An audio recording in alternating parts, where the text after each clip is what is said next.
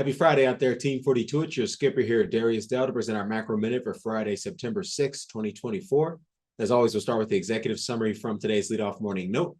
If you would like to review the analysis supporting these conclusions, as well as what specific changes you need to make in your portfolio to remain on the right side of market risk, you need to be a client of 42 Macro.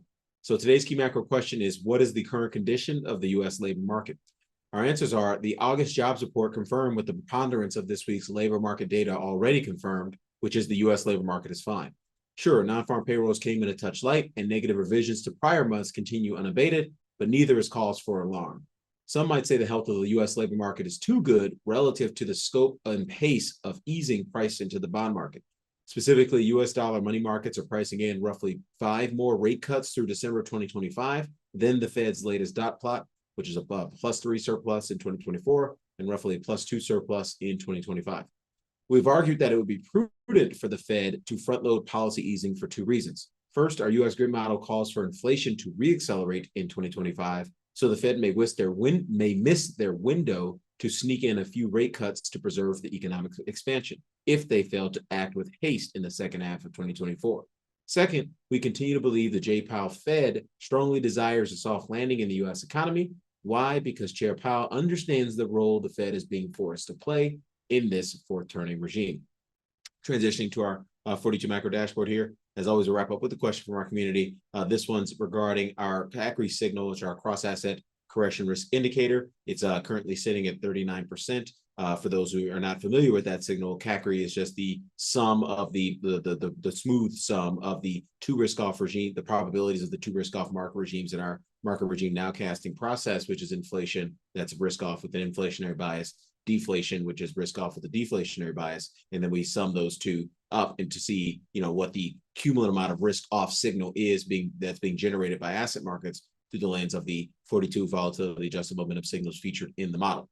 And so typically when CACRI breaches the 40% threshold from below, so rising from a low level of a probability of a different risk-off market regime to a higher level of a probability of risk-off market regime, particularly after it's been there below that level for an extended period of time, as we have currently. Historically, that's been a real negative signal for asset markets. And so the question here is this considered a GTFO signal, similar to the 4 horsemen of market risk turning bearish. It's a different model, so we'll unpack that. But GTFO obviously means just get the F out of asset markets when that signal is generated. And that's something we are certainly have our eyes on here. We continue to have a relatively sanguine outlook for asset markets with respect to, between now and year end. We think there's a lot more market risk that investors will have to digest and ultimately position for in the first half of next year. We talked about that yesterday in terms of the debate between deflation and inflation as something that we see as more of a first half of 2025 issue for asset markets. But if we get a quantitative risk management signal between now and then that instructs our clients vis-a-vis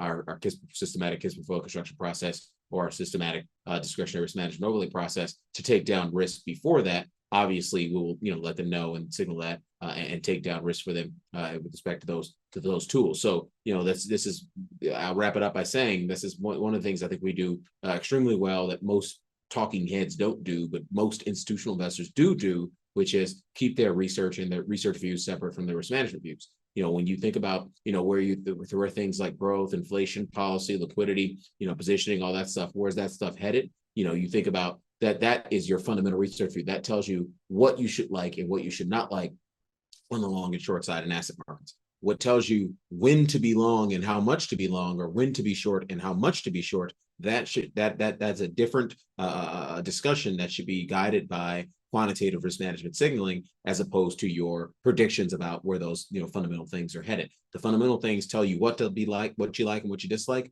The quantitative risk management signals tell you to be in or out of it at any given time and how much to be in and out at any given time. And so that's why, I think we do that at a really high level for our clients and in terms of, focusing them on KISS and Dr. Mo while also helping them to anticipate how KISS and Dr. Mo are going to evolve in the future based on our high quality fundamental views, which quite frankly have been some of the best fundamental research views out there, over the past few years.